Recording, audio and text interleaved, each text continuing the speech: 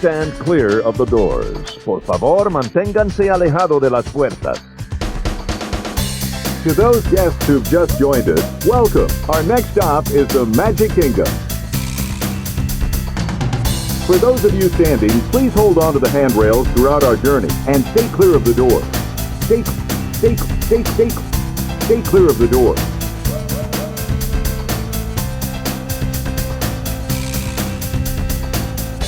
Ladies and gentlemen, we are approaching our station at the entrance to Main Street, USA. Welcome aboard the Monday Morning Monorail Podcast. This is Justin Monorail, and this is episode number 241 of the Monday Morning Monorail Podcast. I just threw my digital recorder in the floor, so let's just make sure that it's Okay, we're still good. Today is Monday, March the 3rd, 2025. We have entered the Ides of March, ladies and gentlemen, and of course, this is the month of FLOGAR. FLOGAR returns in the month of March. And speaking of epic returns, my partner in crime, the Mike to my... Wait, am I Mike? I thought I was Mike. We're bad boys. It doesn't matter. Either way, we're bad boys. He's my counterpart. It's Landon the Doane. Landon, welcome back to the monorail. How you doing, buddy? Hi, everybody. Coming to you from the Isolation Station of Love. It's me. It's the DOZ, Landon the Doane, and it's a Monday morning. You know what that means. And it's been a hot minute since I've been on this podcast. It feels like forever, man. What has happened? I don't know, but I hope you're refreshed and renewed. I hope you're absolutely not. No, I am just as haggard as always. Somebody is the Mike Lowry to somebody else's other Marcus. Bad boy. That's Marcus, not right? Nearly, it is Marcus, yeah. But you know, everybody always wants to be Mike Lowry. Nobody wants to be Marcus. I couldn't remember which. We decided this in the past, and I couldn't remember. We had a full-blown conversation. I feel like we maybe even did it on a podcast. We probably did. Knowing us, we definitely did it on a podcast. I mean, it's all for the content. Hashtag for the content. That's right. That's why we do most of what we do is for hashtag the content. So. It's true. We don't even speak if it's not like going to, digital recording or video, because we're like, no, we do it for the content. We have to save it for the show. Mm-hmm. Yeah, our 30 plus year friendship is now based on listener downloads and clicks.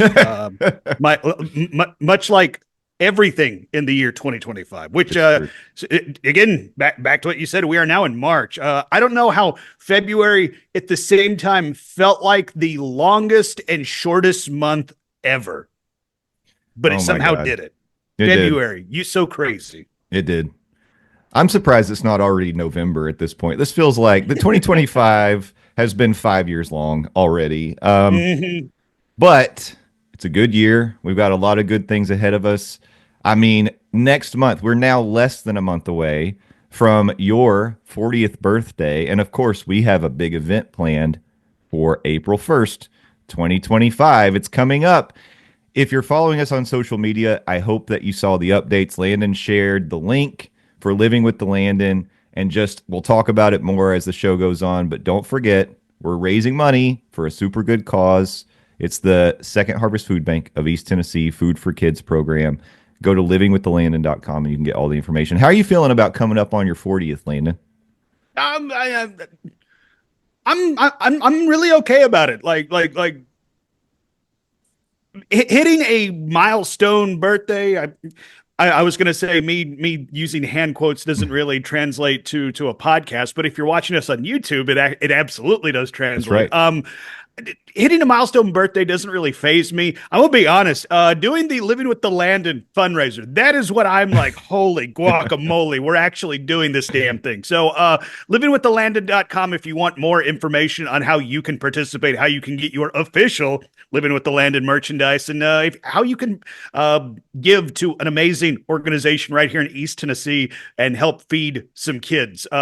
Second Harvest Food Bank of East Tennessee services 18 counties here locally. They can turn $1. They take that $1 and use 95 cents of that dollar to buy food and put it back into 18 counties here in East Tennessee and give people who need food food on their table. So Yeah.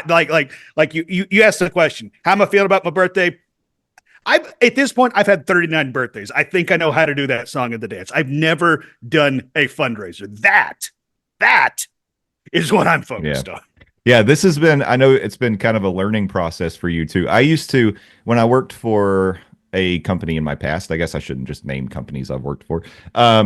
I used to name companies that you haven't worked for. Oh, okay. Amazon. I've never worked for Amazon. Okay. All right. I've never worked What about for Zaxby's? Procter and Gamble. Okay. All right. I've never worked for Zaxby's. Oh, we got to talk chicken, by the way. I have chicken thoughts. Oh, do you? I do. I've got some chicken thoughts for today. So let's put a pin in that one. But I was just going to say, one of the things I got involved with back in those days was Relay for Life, raising money for like the breast cancer awareness and all that kind of stuff. And I started out just being a volunteer and trying to raise funds. But then I eventually led my own team for Relay for Life. And there's a lot that goes into being the head of a fundraising effort. And you don't realize it until it's on you. And so like I am empathetic with what you've gone through, because I realize like it does feel like a lot of pressure. I'm sympathetic, right? Because I've experienced it. I'm sympathetic. You can be both, man. I have a lot going on right now. I'm both. But what I'm saying is, ultimately, we are very grateful for those people who are filling out the form and pledging to give us donations for how many times we ride the ride, or even making one-time donations or buying the merch, because sometimes you feel like nobody's going to contribute to this. This is going to be an epic failure. But the Monorail family is not going to let this be an epic failure, because they always come through and they support us. And that is happening already. We've gotten a lot of people who have submitted their forms, their pledge forms. And basically, like the way that it works, if you're just hearing about this for the first time, we're going to see how many times Landon can ride Living with the Land in one day. And so what we've basically asked is make a donation per ride. So if Landon rides 50 times, it won't happen. But if he rides 50 times and you pledge $2, that would be $100, right? So that's easy math we can do on a podcast. I think it's going to be really interesting to see how many times we can do it. I'm kind of setting the over-under at like 25, but I don't know. That seems high. That does seem high. And just based on the amount of time that it takes to get through the attraction and just how long the hours are on April 1st, I feel like if you're a betting man, take the under on that. But take your winnings and donate those winnings to Second Harvest Food Bank of East Tennessee, and you can do so at secondharvestetn.org. And Jay threw out a number, $100, for example, if I was to ride it 50 times and you donated $2 per ride. Did you know that Second Harvest Food Bank, for $100, they can feed one kid for a calendar year with that $100? Wow. $100, but it doesn't have to be $100. No. You can give $10 and you can make a world of difference to a child here in East Tennessee. So do so by visiting livingwiththelandon.com, sign up, pledge, get your merch, because anything past the cost of merchandise goes directly to Second Harvest Food Bank of East Tennessee. And you get to be walking around your hometown and people will be like, hey, look at that person with that dope ass t-shirt or coffee mug or hoodie. Yep. Yeah. You'll be the envy of everyone in town for sure. Yep. With your Living with the Landon merch. So again, livingwiththelandon.com. There's a form you can fill out at the bottom of that page to make your pledge or make your one-time donation. Again, I'll reach out after the event to all of you through email and let you know how many times Landon completed Living with the Land, and we will go from there. I'll give you the instructions on how to donate. But thank you so much again to the people who have already thank you. Contributed. And looking forward to it. We're heading. Oh my God, this is less than a month away. Yeah, we're gonna do it. It's gonna be so much fun. We're gonna have a blast that day. We're gonna make the most of it. And by the end of it, I'm sure that the monologue for the ride will be just like burned into our memories for the rest of our life. So I am kind of afraid. Am I going to get off Living with the Land at the end of the night and be like, I hate this attraction? No, that's never going to happen. Although I could imagine us napping through a couple of the rides. I mean, it may happen. You just naturally sort of doze off And then you're like, oh yeah. Well, I mean, hey, that's the nice thing about this kind of a marathon. You can't nap through like a Run Disney marathon, but you could Nope. absolutely nap on a Living with the Land marathon. Which speaking of, apparently there's a Run Disney marathon happening while I'm going to be down for Living with the Land. And it's not on April 1st, thankfully. But yeah, we have some of our lovely listeners who are going to be down running in that type of marathon. I will not be participating in that type of marathon. To your point, a marathon where I can maybe nap through. That's more my speed. All right. Well, that's going to be very good. And we'll talk about it again at the end of the show because we're getting so close. I just wanted to spend a little time today talking about that to make sure people have it fresh in their minds. Speaking of fresh in their minds, Landon, last week there were a couple pretty huge headlines that I talked about on the show. And I felt like it would only be right to kind of give a chance for you to sound off on these because everybody heard my opinions, you know my thoughts, but these are pretty big announcements, and I wanted to know what you thought about it from your perspective. So let's start with the Disney Springs announcement. Level 99 confirmation is going to be coming in, taking over the building formerly known as the NBA Experience, formerly known as Disney Quest. Wait, what happened to the NBA Experience? The shot clock expired.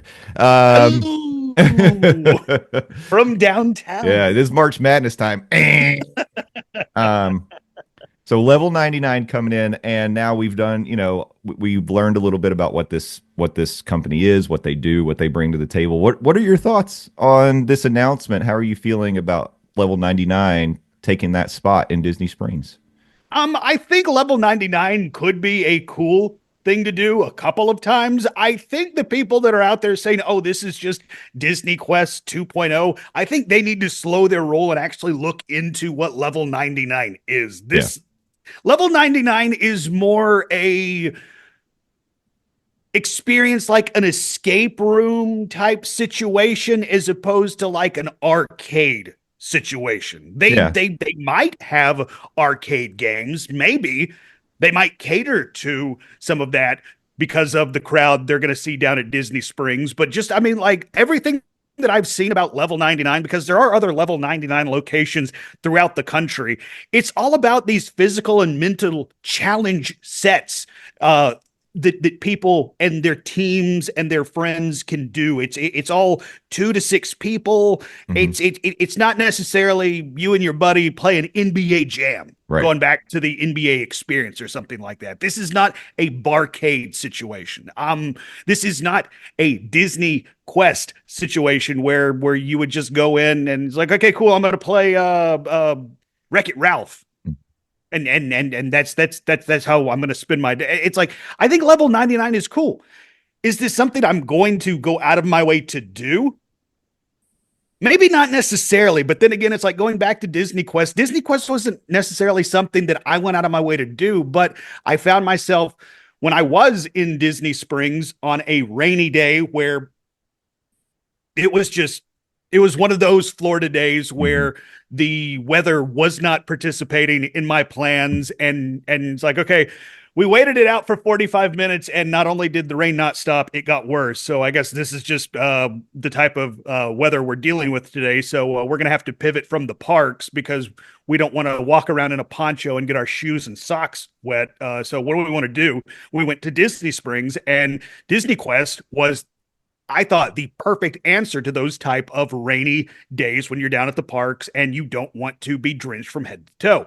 I think level 99 could be that answer. I think in that instance, it could be Disney Quest 2.0, but this is not a straight up replacement, like carbon copy paste of Disney Quest 2.0. I think it's a different experience. It could be cool, but then again, I don't know if this is something that I'm going to specifically book a trip to Disney Springs for. Yeah, that makes sense. Does that make sense? Yeah, okay, absolutely. Right. Yeah. I think your thinking is going to be in line with a lot of people. Not maybe, but there may be some people who definitely say, oh, on my trip, I want to try this out, because I think it is going to be sort of a unique experience. It's not just an arcade, like you said. No. It's not just a barcade.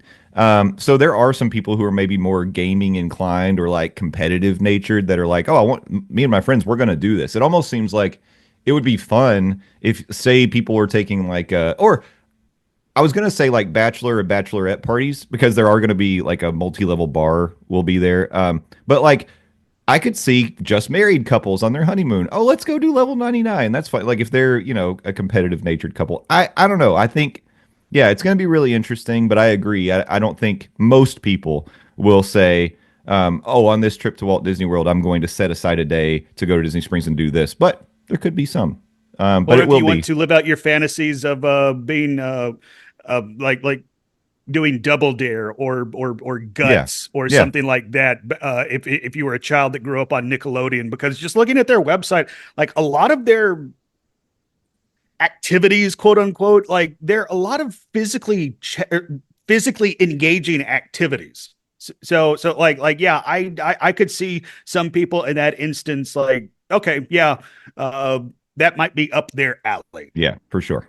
For But sure. but then again, if they were kids that grew up on Nickelodeon and stuff like that, they're probably over at Universal, because that's where Nickelodeon Studios was. So. Oh, rest in peace, Nickelodeon Yep. Studios. Mm-hmm. Well, I agree. I think, it'll be an interesting addition, and I'm excited. I hope we get some announcement pretty soon about when that will open up. And like I said, I sort of expect maybe September, October, but we'll see. Okay, now the next one. This is even bigger. The finally we get to the point that we've been waiting, the day we've been waiting for. They remove virtual queue from Guardians of the Galaxy Cosmic Rewind and Tiana's Bayou Adventure last week. I don't know if you've sort of been checking the wait times, but they've been variable. Like that, some days Guardians gets up, to 2 hours, maybe even over, but other times it's 30 minutes or less, just depending on the day, the time, all that sort of thing. But this is something we've talked about in the past. I know it's something that you had campaigned for Guardians. So how are you feeling about this? That Disney, took the virtual queue away, and right now we live in at least from the parks perspective, a non-virtual queue world.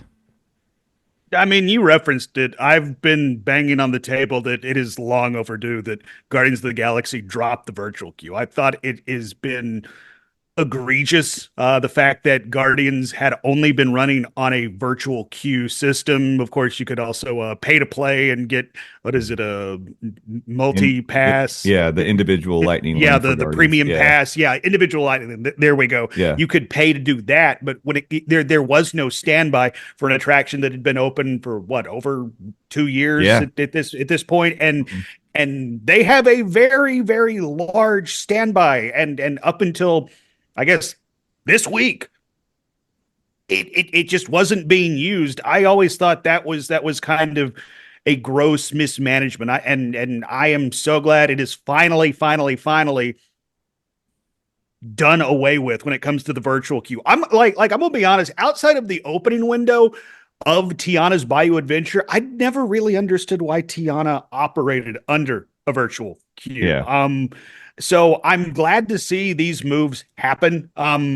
Well past due when it comes to Guardians of the Galaxy. And I have not been paying attention to the wait times for these attractions, but I'm glad to hear that okay, yeah, Guardians will get up to be 2 hours, because I mean, like, that is the attraction in Epcot right now, because I mean, Test Track is still down. I imagine once Test Track opens, are we going to see them re-implement the virtual queue on Guardians? Are we going to see them put a virtual queue on new Test Track? We don't know the answer to either of those questions, but I do know that regardless of the virtual queue situation on Test Track, there is going to be some people that are moved away from Guardians. So I would imagine we'll see a drop in wait time. But you even said, even with it getting up to 2 hours, there's still manageable wait times in 30 minutes for Guardians of the Galaxy. Hell, I will wait in line 30 minutes for Guardians of the Galaxy. That is a phenomenal attraction. And if you're telling me I just got to queue up for 30 minutes, sign me up and I'll do it twice, baby. But this is a move in the right direction. Thank you, Disney, for finally, once again, finally doing this. Yeah, absolutely. It was well past due for this to happen. And I was going to give a live update. So we're recording on Sunday. It's 11:30 on Sunday. Right now, the wait time for standby is 77 minutes for Guardians. So an hour 17. Honestly, that's not too bad. And then just kind of looking at the impact, Frozen Ever After is 46 minutes right now. That's a little below what it usually is. Okay, all right. And then Remy's Ratatouille Adventure is 33. Oh, my God. So you have to imagine Guardians is impacting that, right? I mean, they have to be. I mean, like Remy's is only an hour or half an hour. It's 33. And by the way, I'm using the Touring Plans app. So this is the expected weight. The posted weight for Remy's, it says it's 70. I really doubt that. And then the posted weight for Frozen is 60, but it's saying expected 46. That's about right. Disney usually pads that number. I'm going to say about 10, 15 minutes time to time. The posted weight for Guardians is 80, so it's almost like right on. So, I think that it'll just be interesting. Right now, the crowds are adjusting to it. Guardians is part of early entry for Epcot, so if you're staying at the resort, you get 30 minutes early. You can go to Guardians and knock that out. So that's good too, because then if you're a regular day guest, maybe some of the resort people have already done it for the day. But yeah, we'll just have to see, what are the trends? What does it look like as we get into another busy summer ahead for Disney? And with standby being available, you can now try and get multiple songs on Guardians. That's true. You could try to knock them all out in a day if it was like a low crowd day. Let's not get crazy there, Jay. Yeah. Well, that sort of catches us up on last week's news. This week it was kind of a light news week. We're going to talk a lot about the International Flower and Garden Festival, but before we do that, we're going to take a little break. I do want to remind everybody that we have a partnership with Vacation Grocery Delivery. Earlier we were talking about food for kids specifically, and if you're looking to have food delivered to your resort for your kids, here's a way that you can do that. This way you don't have to go to the parks and spend a lot of money. Maybe this saves you some money. You have food in your hotel room and you've got a little extra cash to donate to Living with the Landon. So it all ties together. How do you do that, you ask? Well, I'll tell you. You visit vacationgrocerydeliveries.fl.com. This is a company that's run by former Disney cast members. They get you. They're one of us. And they will deliver not only groceries, but also strollers, coolers, birthday cakes, other things you need. They'll deliver beer, whatever you want for your room. Perfect. Easy online ordering with item-specific notes for preferences, flexible service for non-grocery items. They have a special water delivery option for $4.49. Their fees are $25 for delivery plus 5% service fee, and a $20 activation fee applies, but it's refunded after your payment for your order. Make sure you use the code DISMornings on checkout. You get $5 off any grocery order or $10 off any 2 items on the Magical Extras. Make sure you finalize your orders at least 3 days before you need them delivered, and you'll be all set. Thank you, Vacation Grocery Delivery. Virtual high five. You're a great affiliate. We love being partners with you. All right, we're going to take a break.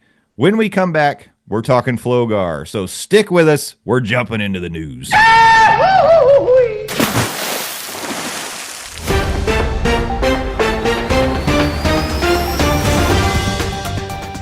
That's right, ladies and gentlemen. We're back with the latest headlines from the Walt Disney World Resort. And today, we're focusing on FLOGAR.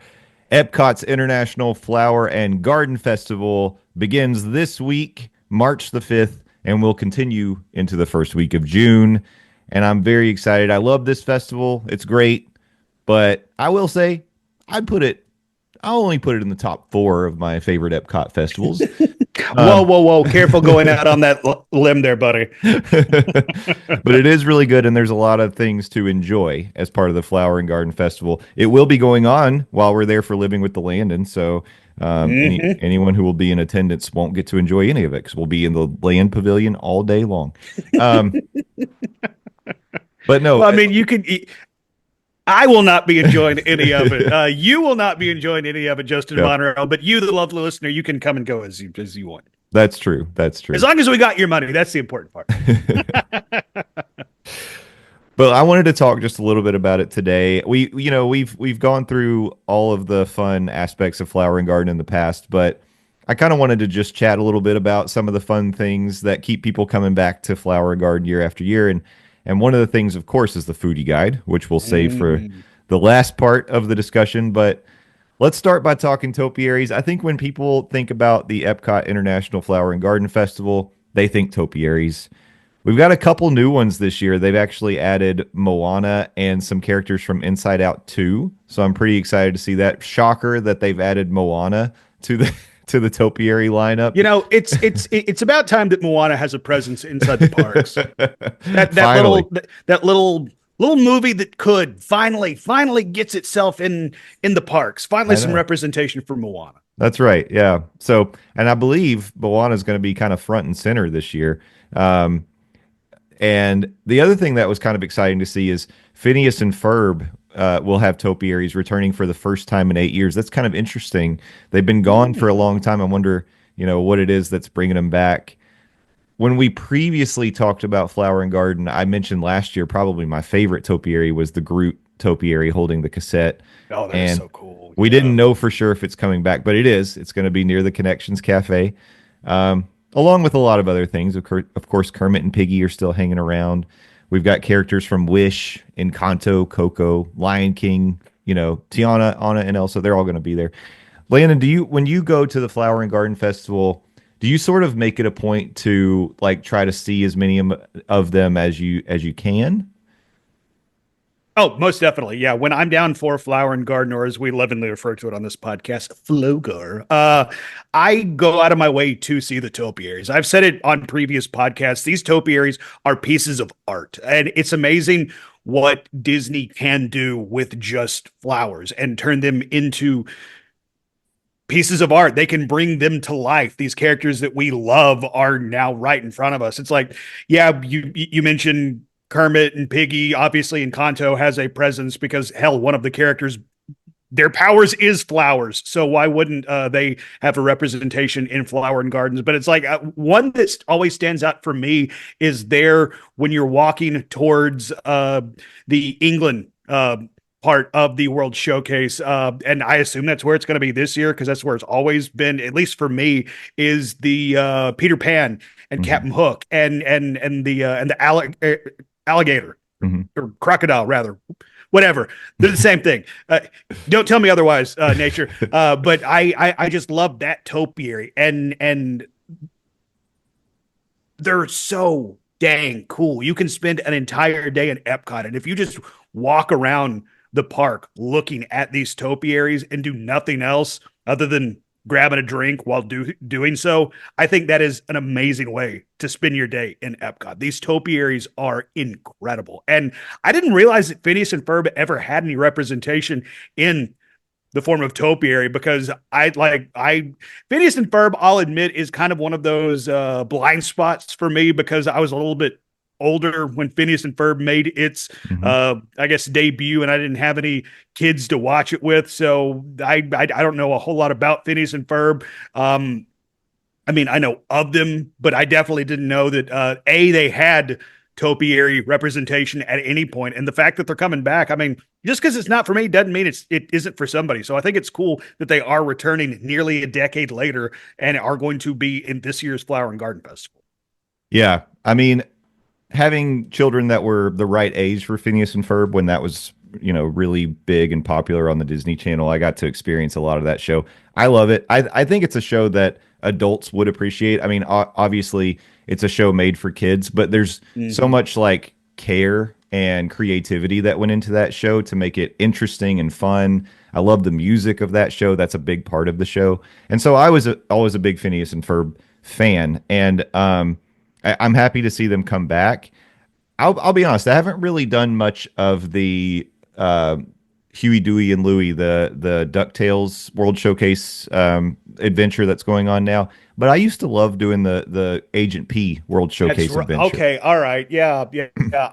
I remember that. I never did it, but I remember when that was in the parks, and I don't think I realized that Agent P came from Phineas and Ferb. Yeah. So that's a tie-in there. But yeah, I I always wish Phineas and Ferb had a little more presence in the parks because I do think they're really popular. I think people love them. I don't know if it would be like a stage show or how exactly they would use it, but I just think the characters are really fun.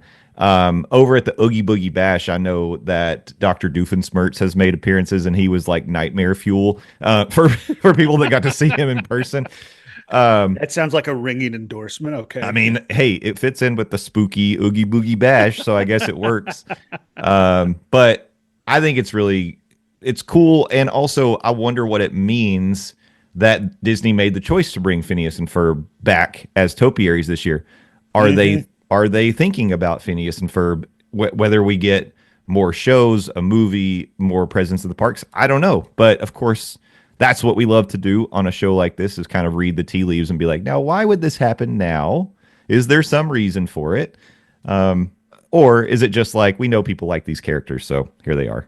Yeah, I mean, either scenario that you just threw out there is just as likely as the other one. It could be that they're preparing for Phineas and Ferb 2.0 coming to Disney Plus later this year, or it's like, this is a popular franchise, so let's just give the people what they want. So exactly, yeah. Well, while you're walking around enjoying the topiaries, you might start hearing some music coming from the America Garden Theater. And the Garden Rocks concert series is pretty stacked this year. Every weekend, you've got a new act coming in, and even through the week. Usually, it looks like actually all these in March are 2-day performances. So you'd have multiple opportunities to see these acts, but let's just quickly run down. So March 7th and 8th, the first act is going to be Tommy DiCarlo, former lead singer of Boston. It's pretty cool. March 9th and 10th will be Air Supply 50th anniversary celebration. Okay. All right. Wow, they got Air Supply. All yeah. right. March 14th and 15th, Blue October. I know Jeremy of Main Street Magic will probably be there for every show both days. So if you want to track down Jeremy, he'll be there. Shout out to Jeremy and Rhonda. March 16th and 17th, Rick Springfield. March 21st and 22nd, Herman's Hermits, starring Peter Noon. No, I believe that's pronounced Peter No One. No One. Oh, Ray No One. How I wish that's how it went. March 23rd and 24th, 38 Special. March 28th, 29th, Jason Sheff, longtime vocalist of Chicago. So we got both the former lead singer of Boston and then former longtime lead vocalist of Chicago. And then March 30th and 31st, Queensryche, which is a new addition. I know that one. Okay, all right. One of these things is not like the other. All right. Just in time for your arrival, Landon, they wanted to do it up big. They're bringing Queensryche into. I mean, that's like that's a metal band coming to EPCOT for the Garden Rocks concert series. Okay, all right. What next? Are you going to tell me? What, April 1st and 2nd? It's going to be Anthrax. That would be amazing. And if that's the case, Living with the Landon will not be happening, because your boy is going to be front row, just like Jeremy will be for Blue October. Yeah. We'll have to pivot the challenge. It'll be like How long can Landon stand and headbang for Anthrax? Yeah, how long can Landon stay in the mosh pit? Let's open the pit, World Showcase.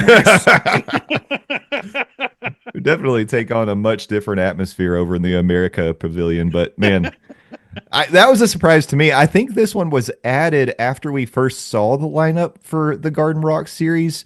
Maybe they were kind of locking it down, but yeah, that's really interesting.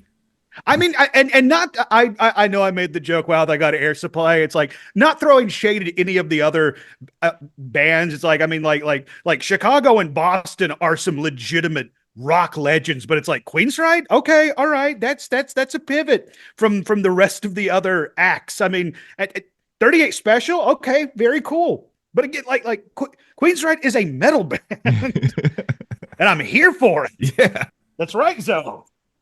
Well, it really does. It feels appropriate for your arrival to Orlando. It's like Queensryche is welcome you in. So that's pretty cool. So I don't know. Like I'd love to go see. I think it'd be fun to go see Herman's Hermits. As I've said before, that was the first ever concert I attended as a very small child back in the day. Touring with the Monkees, they came through Knoxville, and I got to see them. So who knows? Maybe I'll try to go out that Sunday and see them on the 16th. But yeah, we'll see. We'll see how it goes. And we love music. We love concerts. But the thing we love the most on the Monday Morning Monorail podcast? We love a foodie guide. Oh, that's right. Oh, we're here for it. Yeah. My only complaint whenever we do a foodie guide, I never eat ahead of time. And every dang time we do a foodie guide, I walk away just being hungry as heck. Yeah, I know. I know. It's poor planning on our part, really. It really, though, to be fair, you can say poor planning on my part for a lot of things. Well, I'm in the same boat as you. I'm thinking right now, actually, my stomach just growled while I opened the menu here. So we may wrap this up quickly and go make a sandwich. But man, a lot of new items this year coming to Flower and Garden, which is always exciting to see. There are going to be some favorites from years past that are going to be on the menu. The focus with the Flower and Garden menu is really like fresh ingredients, farm to table. Like they like to bring local Florida stuff in there for it, which is really cool. But man, the pictures look good. Of course, sometimes you order these things, they don't necessarily come out looking like the pictures, or they have to change the plates sort of as the event goes on. That's something I experienced with farts this year because, I ordered from what was it called? It was I can't remember the name of the booth. It had a weird name. I've actually got the thing in front of me, but it was the octopus, the char grilled octopus, and then I got the other thing from there too. This is a great description, but anyway, was it the crab? Yeah, the crab. That's right. Well, that thing just looked weird. Both of those things sort of changed as the event went on, and I don't know if it was because it was like easier to make or like why they did what they did. I've actually I still have the Flower and Garden or the farts guide here in my hand. So I was like trying to, oh, here it is. Fictional victuals is what it was. The squid ink pasta, the charred octopus, both of those things. The squid ink pasta, again, was the highlight for me. But that charred octopus, when they initially rolled it out, it was like an intact octopus tentacle that like looked like Ursula had like put her little, like maybe a little Ursula finger on your plate. They just chopped it right off. They grilled it up for you. But when I got it, it was like chopped up pieces and it was more like a stew and they added chorizo into it. It was different. Yeah. Yeah. So I don't know. Who knows why it changed. So anyway, I say that. Okay. I say that just to say, as we look at this menu, some things could change. But initially, this rollout of what the menu looks like, it looks really good. Mm-hmm. Landon, it does all look really good. Yeah. What's as you kind of scroll through, has anything jumped out at you right away? Well, let's start at the top of the foodie menu. You talked about new items coming. First thing that jumped out to me is surprisingly a sweet treat. Florida strawberry shortcake. I didn't realize that different regions had their own type of strawberry shortcake, but here we are with Flower and Garden representing Florida strawberry shortcake. That's going to be served on a vanilla pound cake with strawberries, strawberry sauce, and whipped cream. I don't know what makes it special for Florida, but your boy loves himself some strawberry shortcake. So I'll be sure to check that out at the Florida Fresh menu located at the Communicore Plaza. That looks and sounds very good. It does too. It does too. It does to me too. I was going to say, I don't normally gravitate towards the sweet stuff, but that does look nice. And what I'll say, I love strawberry shortcake.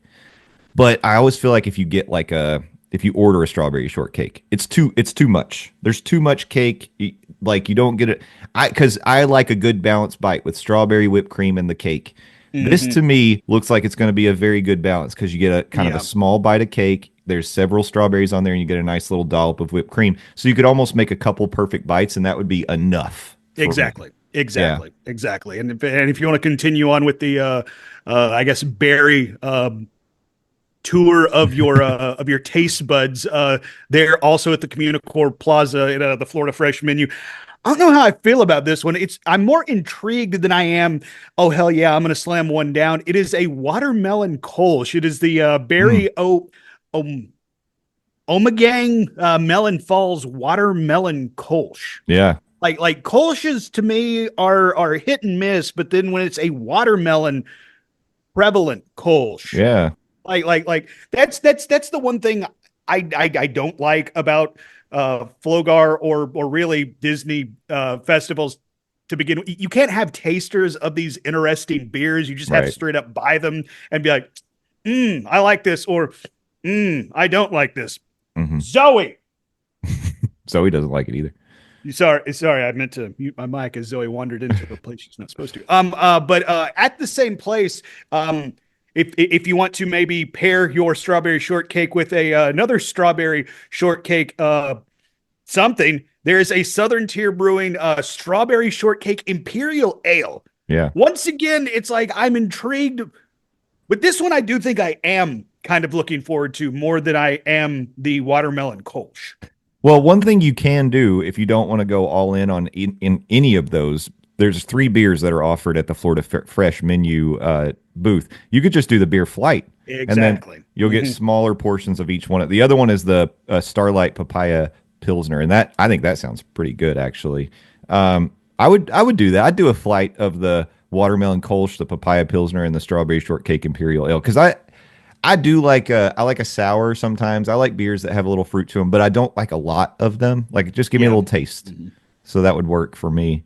And I mean, if you're with a group, I mean, the flight is perfect. Y'all can, I mean, assuming y'all are cool with it, you can you can have some sips and share amongst friends. That's true. Yeah, I had my eye on the conch fritters with the key lime aioli. That's a new item there at the Florida Fresh. I haven't had. Ask a dumb question. You're sure? What is conch? So it's the meat that comes out of that. You ever see like when people blow into a conch shell? You know, they're like the big, really cool shells that you would find on a beach, maybe very, very early in the morning. Yeah.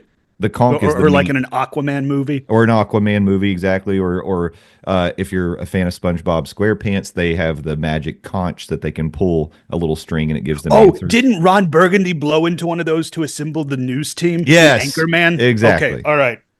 Yeah. There's meat in those? Well, yeah, because there's like a living thing in there. And so wow, nature's wild, y'all.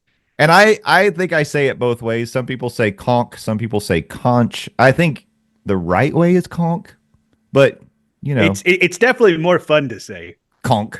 Conch. It sounds like a onomatopoeia, so that's fun.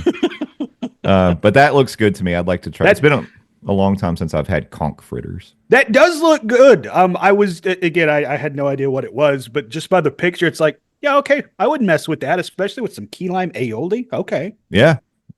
And just to finish off the Florida Fresh menu, they've got a Cubanito sandwich with Mojo marinated pork belly, ham, Swiss cheese, pickles. You can't go wrong with a Cuban sandwich. So I would definitely. Ooh, that sounds great to me. That really does. Honestly, I'm so hungry. Yeah, just walk up to the Florida Fresh menu and say yes. Give me all of it. Yeah, the flight, all 3 of the foods. Yeah, give it to me. Hit me.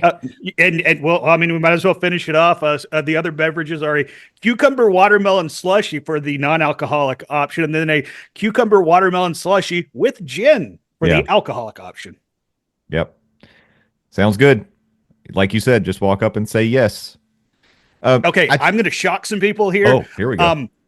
Yes, I in fact do eat vegetables, and yes, as a matter of fact, this is something I would go out of my way to do, available March 5th through April 5th, while I'm down for Living with the Landon, at the EPCOT Farmers Feast menu, also available in Communicore Hall. The grilled asparagus comes with bacon, peas, lettuce, a truffle sherry vinaigrette, and a soft poached egg. That is a new item, and I'm surprised that Disney is giving us eggs. I don't know if you've been paying attention to the news. We are apparently in the egg apocalypse. Eggs have run out. We're getting ready to enter the egg wars, so go ahead and decide whose side you're on.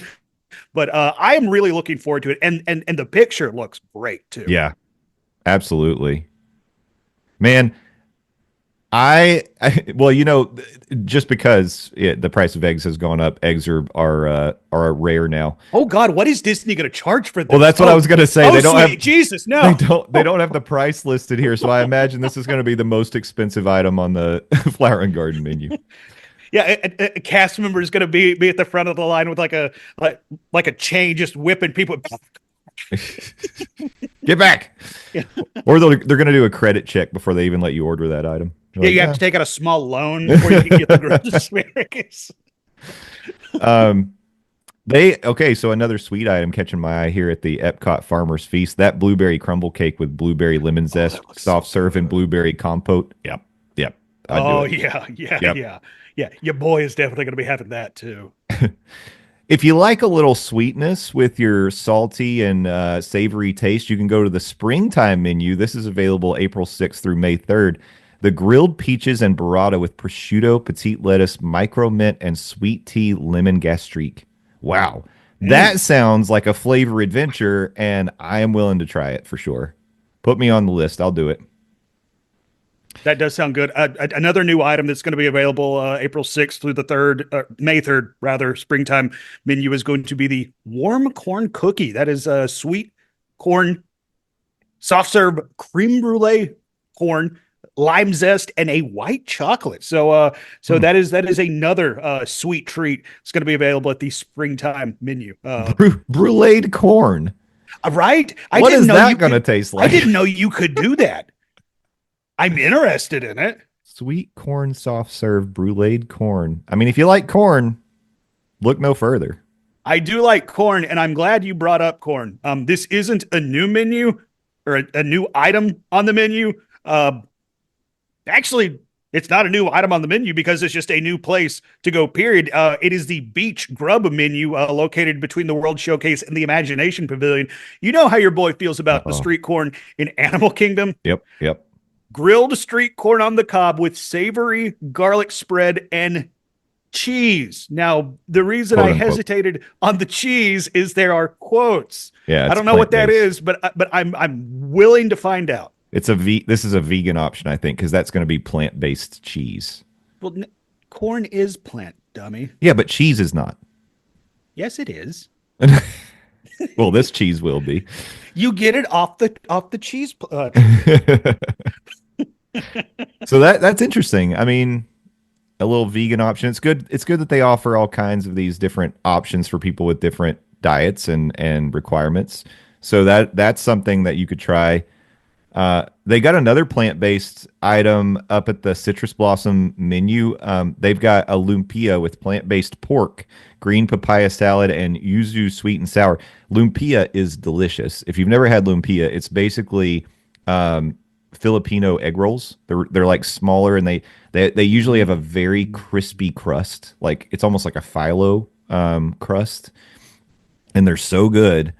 I would absolutely be willing to try, and I'm always open to trying the plant-based stuff for sure. But this is like another option if you're vegetarian or vegan. You can get that lumpia. Ooh, that looks. And so, by the way, if I'm getting that, I might as well go ahead and get that orange sesame tempura shrimp and orange chili. Seriously, yeah. Those the pictures for the tempura shrimp just, oh my gosh, Looks so good. Yeah, I will take 2 orders of that with the orange chili sauce. I bet you that's like a bang bang sauce is basically what that is. I would imagine so. Yeah, and that is not a bad thing in this podcaster's opinion. I actually eat tried my body weight in bang bang shrimp. last weekend.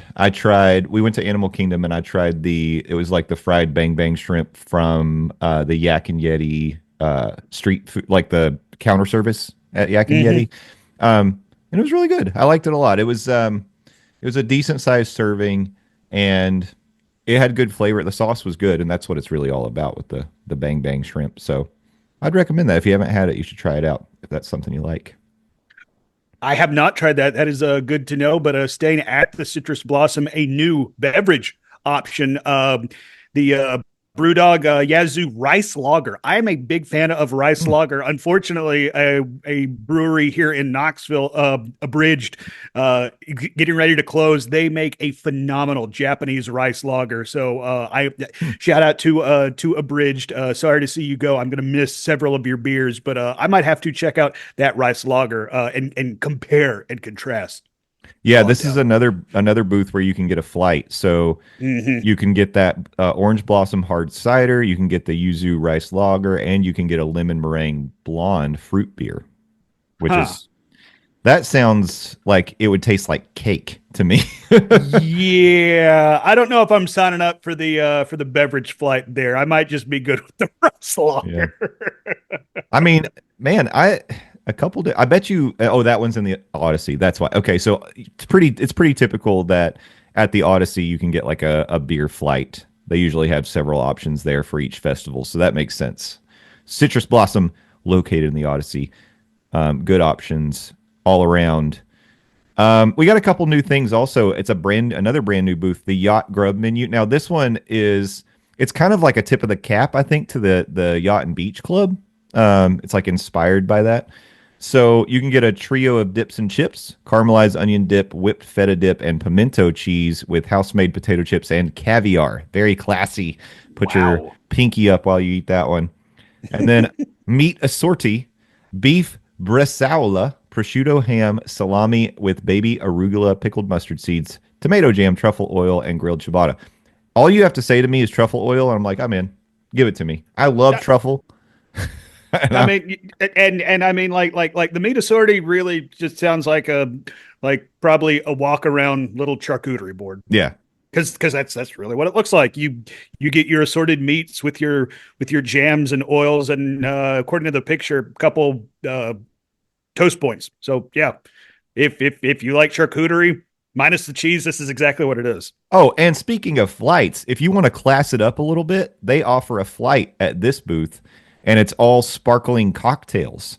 So Ooh. the three, yeah, seriously, pinkies up, people. There's going to be an elderflower sparkling cocktail. If you've ever had Saint Germain, I've got a whole bottle of Saint Germain here. I don't know what to do with it, but maybe That feels like too much Saint Germain. it'll inspire me to do something, because sparkling wine, club soda, and Saint Germain, that's easy enough. I could do that. A lemon sparkling cocktail that uses limoncello liqueur, and then an orange sparkling cocktail with Aperol. Well, so basically, this is an Aperol spritz. Okay, all right. That's why did they not just call it that? It's sparkling wine, Seagram's club soda, and Aperol. Is that not an Aperol spritz? That's what an Aperol spritz is. Because it wouldn't stick with the blank sparkling cocktail thing. I guess so. And they have to be able to sell it as a sparkling cocktail flight. Well, now this makes me wonder if one of these other ones is a Hugo Spritz, which I had last summer. I had a Hugo Spritz, and I like that better than the Aperol Spritz. While you mentioned something you'd like to have, I'm going to do a little Hugo Spritz research. While you do that, you can go to the Yacht Grub menu that's located at the walkway between the World Showcase Pavilion and the Imagination Pavilion. Yep, that's right. Let's see. Another thing that I would like to partake. I know I just talked about the corn a little while ago at the Beach Grub menu. I want to head back there, as a matter of fact. The seafood bake with shrimp, mussels, clams, andouille sausage, red potatoes, corn on the cob with butter, white wine broth, and grilled sourdough. That's not a snack. That is a meal right there. That's a snack that eats like a meal. Sign me up for that. Now, that is a new option too. So Yeah. I would love to try that. And that sounds big enough that you could share with the group you're with. Absolutely. Yeah.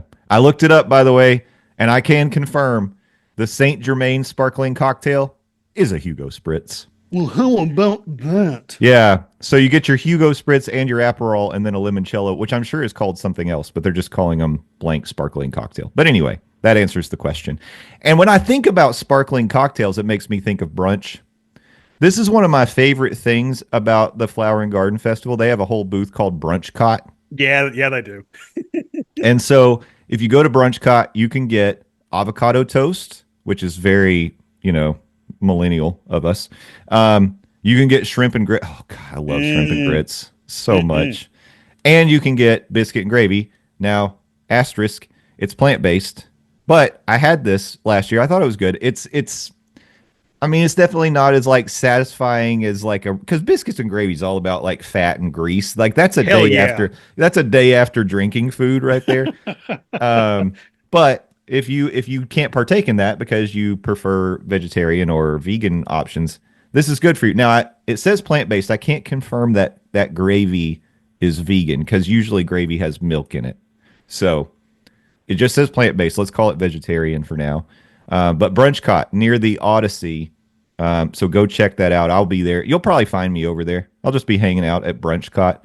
And they offer one of the beverages is the Three Daughters Brewing Coffee Blonde Ale. I love coffee blonde ales. I don't know if you've ever had, Landon, if you've had a coffee blonde, but it's nice. It's like a light beer, but it has this nice coffee flavor that comes through, and it gives it like a little bit of bitterness. Oh, they're so good. Interesting. I don't think I've ever partaken in one, so I might have to give that a shot over at BrunchCot. Yeah, I had one yesterday and loved it. Okay, all right. Yeah. And that is located near the Odyssey, like you said. And it's very appropriate that BrunchCot has a coffee-themed beer. Sure.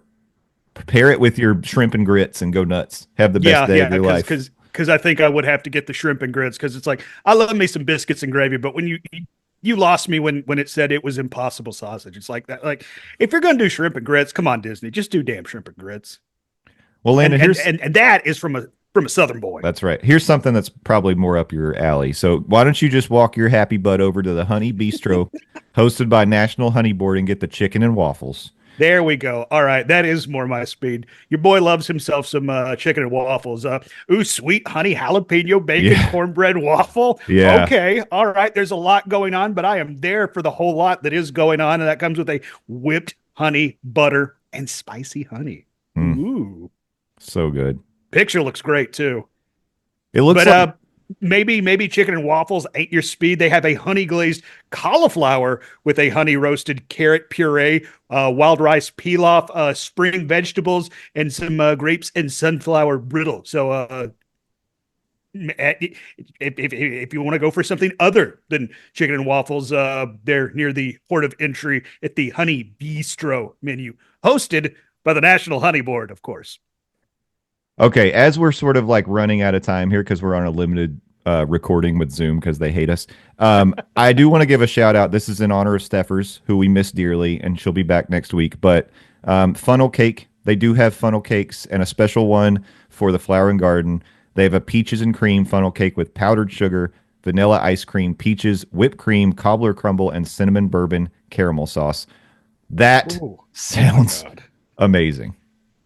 I'm not a big funnel cake person. But I will definitely have to try one. For Steffers, of course. For Steffers! We love Steffers. There's a lot of really other good, plenty of other great options. And lots of, as I've scrolled through, there's lots of plant-based stuff. Mm-hmm. I think no, not every, but most countries have a plant-based option if you're looking for it. Yeah. And the French menu is still the same as it was last year, the Fleur de Lis menu. So they've got some good stuff there. I really enjoyed the croissant au fromage de chèvre last year with the goat cheese. The gnocchi's good. Anyway, we could go on about this forever. Just know, lots of good food. If you want poutine, there's poutine. If you want scallops, there's scallops in a couple different places. Go nuts. Have the best time of your life. And don't forget to post your reviews on whatever you try when you go over to Flower and Garden and tag us in it, because if we divide and conquer, we can try all this food and recommend the best stuff to each other, so we're not wasting our time on something gross. And also be sure and remember to get that preloaded gift card so you can save yourself time, not having to pull out the wallet every time you go up to a new booth, and you get a fun little keepsake afterwards. Exactly. Great tips from Landon, as always. And speaking of great tips, let's do some plugs and hit the road for the day. Landon, what have you got going on? I feel like, if I remember correctly, you've got like a little song that you like to sing. Is that true? It is true. I'm sailing. Oh, wait, no, not that. THEDOZ, Landon on Blue Ski, Landon Doane. I'm the best, Landon Doane. Not the rest. That you can follow me, whatever the character limit is on Blue Sky.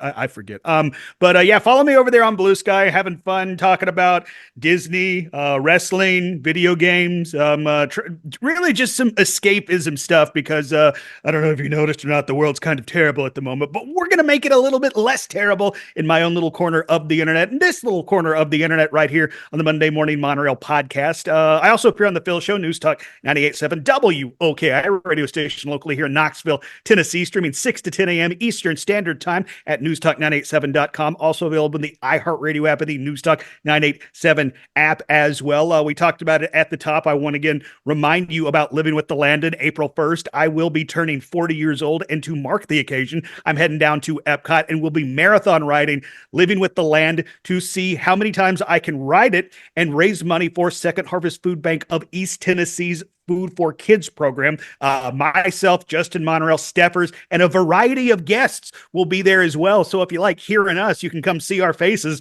there in person. But to see how you can donate, see how you can get your own merchandise for Living with the Landon, visit livingwiththelandon.com for that and more. I am glad to be back. It has been too dang long since we've done this thing, buddy. Breathe, have a little bit of fun. And if you can do both of those things, that means the world to me. And I'll talk to y'all next week. Love you, mean it. I teased it in the beginning, and on the way out the door, I'm just going to say this because you all can't respond to me. Raising Cane's is fine. I'm Justin Monorail. Thank you. Yes. Things. It's fine. It is fine. It's but fine. people act like It's Raising not Cane's, it like reinvented the chicken. No, they didn't. The toast is fine. I'll give them this. The sauce, the cane sauce, is good. Yeah, the cane sauce is good. But the tenders, the bread, also the fries are not good. So the tenders are fine. The bread's fine. The fries are not good. Sauce is good. I'm Justin Monorail on all the things. Justin Monorail without a space on Blue Sky. Justin_Monorail. We are all over the place as Morning Monorail. At Morning Monorail, Instagram, TikTok. You can find us on YouTube. Monday Morning Monorail on YouTube. Go subscribe. You can see our faces. We have a Monday Morning Monorail fam on Facebook. All kinds of things. So hang out with us all over the place. Next week we will, I think Sneffers is back. I think we'll be back to full speed, and we'll be back and better than ever because we won't be on a limited recording time. Yeah, we could use Steffer's Zoom instead. But we love you all so much. Thanks for being part of the Monorail family. Thanks for being part of Living with the Landon, livingwiththelandon.com. And until next week, thank a team member. Thank a cast member. Be excellent to each other. And party on, dudes. We'll see you next time. Bye-bye. Okay, bye-bye.